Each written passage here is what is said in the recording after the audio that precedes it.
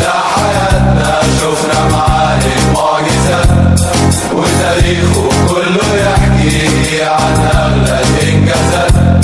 من صغرنا وراه في الأزمان نسلفات، ده النادي اللي جمعنا ولا نسيتوا الذكريات.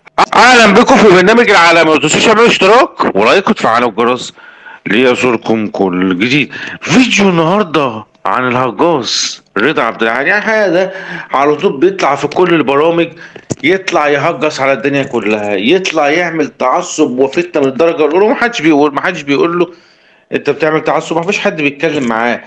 ده لازم يتشال من الاعلام المصري، ده لازم يتشال من الاعلام فورا.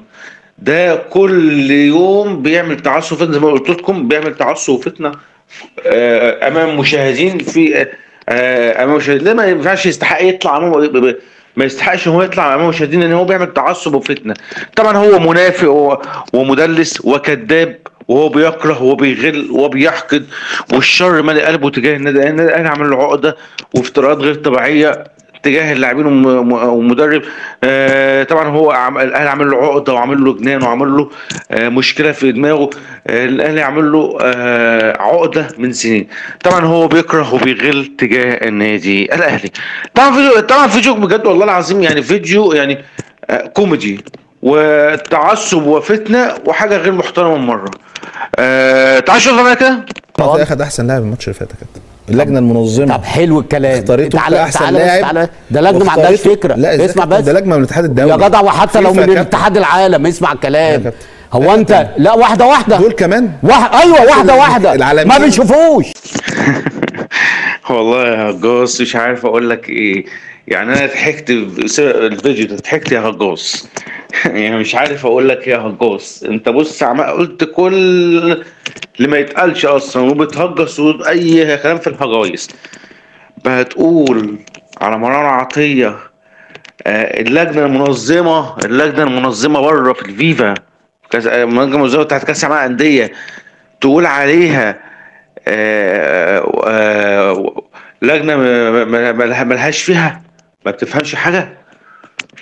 ولا اتحاد العالم، حتى لو لجنه الكوره اتحاد العالم، وتيجي تقول ما بيشوفوش ان هم يدوا مناعته؟ والله يا هجاص انا مش عارف اقول لك ايه بجد. يعني بقى الفيفا اللي هي بتفهم اكتر مني ومنك ومن اي حد وبتفهم كوره عنك، هي اختارت مناعته وتقول ما بتشوفش. لا ده انت بقى، هو متغاظ مروان عطيه، هو متغاظ منه ومتضايق منه. لانك انت بتقول ما هو ما بيفهمش، انت ما بتفهمش كوره.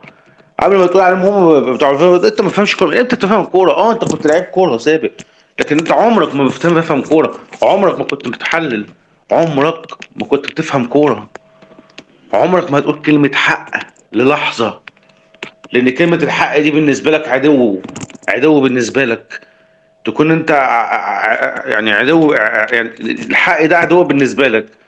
الكذب والضلال صاحبك يا هجاص، انت بتحب الحاجات دي. فطبعا اصلا هجاص رضا عبد العال اصلا كاره للنادي الاهلي وحاقد على النادي الاهلي. رضا عبد العال اعرف حجمك قبل ما تتكلم عن النادي الاهلي. استنوني في حلقه بكره من برنامج العالمي. السلام عليكم. وارجع فرحان اهلي كسبان، اسمك العالمي.